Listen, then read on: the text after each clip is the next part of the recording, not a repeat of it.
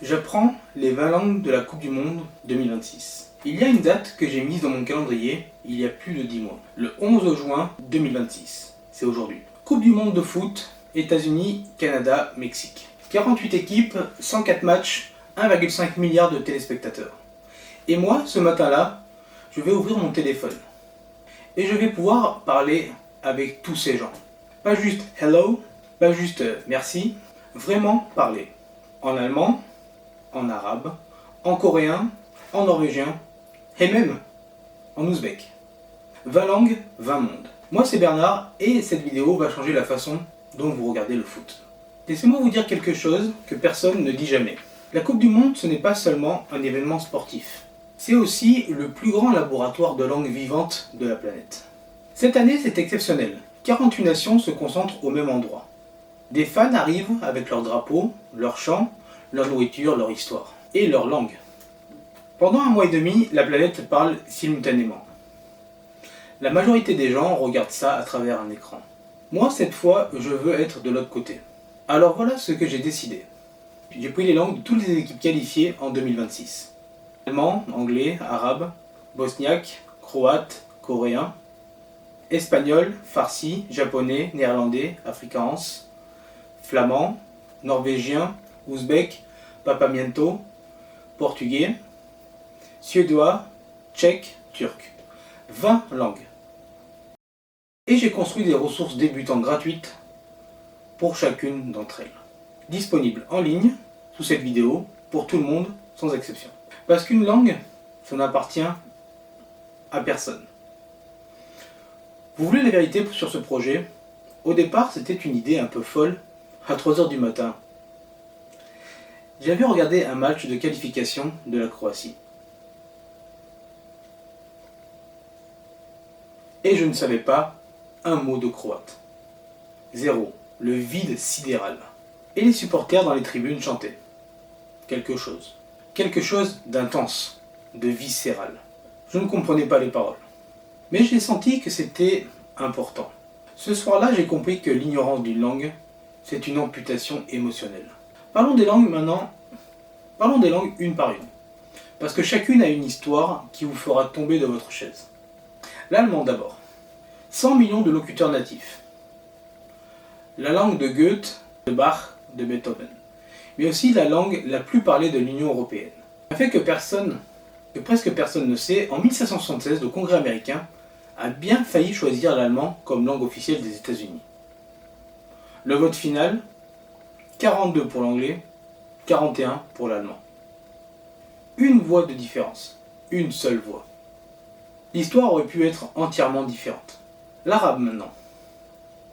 420 millions de locuteurs, 22 pays. C'est la langue du Coran, de l'algèbre, de l'astronomie. Saviez-vous que les mots zéro, algèbre, alcool, azimut viennent tous de l'arabe? Sans l'arabe, les mathématiques modernes n'existent pas. La civilisation telle qu'on la connaît n'existe probablement pas. Et pourtant en Europe, on traite cette langue comme une curiosité exotique. Ça, c'est de l'abus intellectuel de haute volée. Le coréen.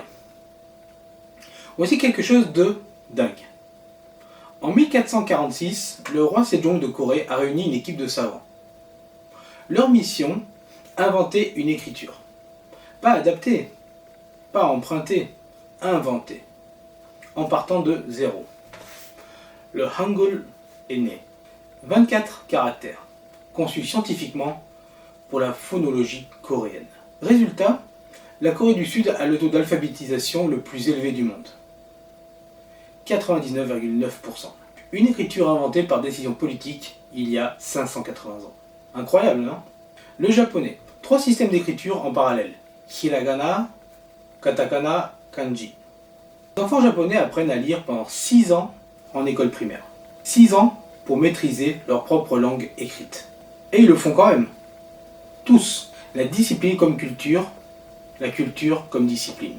D'ailleurs, ce peuple m'a toujours impressionné. Et leur équipe de foot, pareil. Le farsi, ou le persan. C'est la langue de Rumi, le poète mystique soufi du XIIIe siècle. Le livre de poésie le plus vendu aux États-Unis depuis 30 ans. C'est Rumi. Pas Shakespeare, Rumi. Un poète persan du Moyen-Âge domine les best-sellers américains de poésie en 2026. Et si ça ne vous donne pas envie d'apprendre le farsi, je ne sais pas ce qu'il vous faut. L'espagnol. 500 millions de locuteurs natifs. La deuxième langue maternelle du monde après le mandarin, chinois-mandarin. Et bientôt la première aux États-Unis, selon les projections démographiques. En 2050, les États-Unis seront le plus grand pays hispanophone de la planète. Bon, ça reste à confirmer, hein. Mais ce serait devant le Mexique et devant l'Espagne. L'histoire ne se déroule pas là où vous pensez. Le bosniaque et le croate. Voici quelque chose qui me fascine. Le bosniaque et le croate sont mutuellement intelligibles à 95%. Un bosnien et un croate peuvent se comprendre parfaitement. Mais ces deux langues ont des histoires, des alphabets, des traumatismes différents. Les Balkans vous apprennent que la langue n'est jamais de la linguistique. C'est de la mémoire, c'est de l'identité, c'est du sang versé. Apprendre ces langues, c'est toucher quelque chose de profond dans l'histoire humaine. Arrêtons-nous là quelques secondes. Parce que je veux vous dire pourquoi ce projet n'est pas un projet de polyglotte.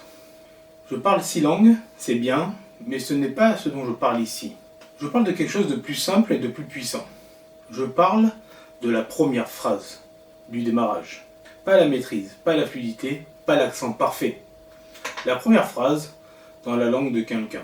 Cette phrase qui dit « Je t'ai vu, j'ai fait l'effort, tu existes pour moi ». Cette phrase change tout dans une rencontre humaine. Et c'est ce que je veux transmettre avec ces ressources débutants. Continuons les langues. L'afrikaans. Né en Afrique du Sud au XVIIe siècle. Descendant du néerlandais, mélangé au malais, aux langues bantoues, au portugais. Pendant l'apartheid, l'afrikaans était la langue des oppresseurs. Aujourd'hui, c'est la langue de la réconciliation, de la fierté nationale partagée. Une même langue peut changer de sens moral au cours d'un siècle. C'est troublant, c'est magnifique. Le néerlandais et le flamand. Techniquement, la même langue. Pratiquement, deux univers. Les néerlandais trouvent les flamands trop formels. Les flamands trouvent les néerlandais trop directs. Les deux se comprennent, les deux se chamaillent, comme des frères. La Belgique a 3 communautés linguistiques, dans un pays de la taille de la Bretagne. Et pourtant, ils font partie des meilleures bières du monde. Pratique devant un match de foot. Le norvégien. La Norvège a 2 langues officielles, le bokmål et le nynorsk. 2 normes écrites pour le même pays. Et les Norvégiens apprennent les deux à l'école, obligatoirement, en plus de l'anglais et souvent d'une 4e langue. Les Norvégiens sont parmi les meilleurs locuteurs d'anglais non natifs au monde. Et leur indice de bonheur national est dans le top 3 mondial depuis 20 ans. Coïncidence ?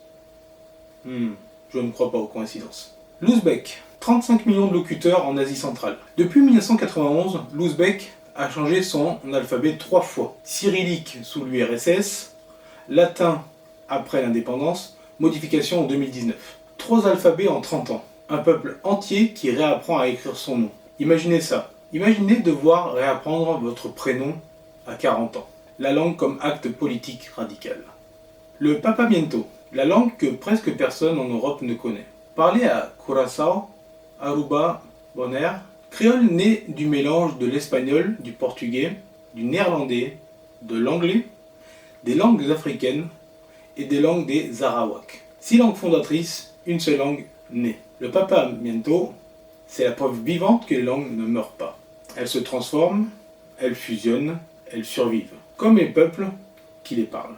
Le portugais, 260 millions de locuteurs, 9 pays, du Brésil au Mozambique, en passant par Macao. L'empire portugais a été si vaste que sa langue est devenue une langue africaine, asiatique et américaine simultanément. Et le Portugal est seulement un pays de 10 millions d'habitants. Le rapport entre un peuple et sa langue diaspora est le plus déséquilibré du monde. Je trouve ça vertigineux. Le suédois. La Suède est le pays au monde avec le plus d'anglicismes intégrés dans sa langue courante. Les Suédois disent media pour envoyer un mail, chilla pour se détendre. Ils ne résistent pas à l'anglais, ils l'adoptent, le digèrent, l'incluent. Et pourtant, le suédois reste vivant, jeune, dynamique. Le tchèque. Prague, la ville qui a failli disparaître 2 fois au XXe siècle. Pendant l'occupation nazie, l'utilisation du tchèque en public était risquée. Parler sa propre langue était un acte de résistance. La langue comme arme, la langue comme survie. Kafka écrivait en allemand, mais vivait en tchèque. Cette contradiction habitait toute sa vie et toute son œuvre. La tension entre les langues peut être génératrice de génie. Le turc, En 1928, Atatürk a changé l'alphabet turc en 6 semaines, du perso-arabe, mélange de perse et d'arabe, persan et arabe, au latin, obligatoirement pour toute la nation. 6 semaines. Il a fermé les écoles coraniques et ouvert des écoles de la nation pour enseigner les nouvelles lettres. En 1 an, le taux d'alphabétisation a commencé à augmenter pour la première fois depuis des siècles. Un homme, une décision, 6 semaines. Une langue entière a changé de visage. L'histoire est toujours plus dingue que la fiction. Voilà, 20 langues, 20 histoires, et moi, depuis 10 mois, je construis. Pour chaque langue, une ressource débutant. Les 600 premiers mots essentiels. Les 80 premières phrases de survie. La prononciation de base. Simple, actionnable, réaliste. Parce que commencer une langue ne devrait jamais coûter de l'argent. Parce que la curiosité humaine mérite d'être nourrie gratuitement. La Coupe du Monde commence ce soir. Vous pouvez regarder ça comme vous regardez toujours. Ou vous pouvez décider que ce tournoi sera le déclencheur. Le moment où vous avez commencé quelque chose. Le moment où vous avez ouvert la bouche dans une langue qui n'était pas la vôtre. Le moment où vous avez regardé différemment. Pas parce que vous étiez parfait, parce que vous aviez essayé. Et n'oubliez pas, le démarrage est inconfortable, mais la route est agréable. Et n'oubliez pas de regarder en description pour vos e-books. C'était Bernard, salut.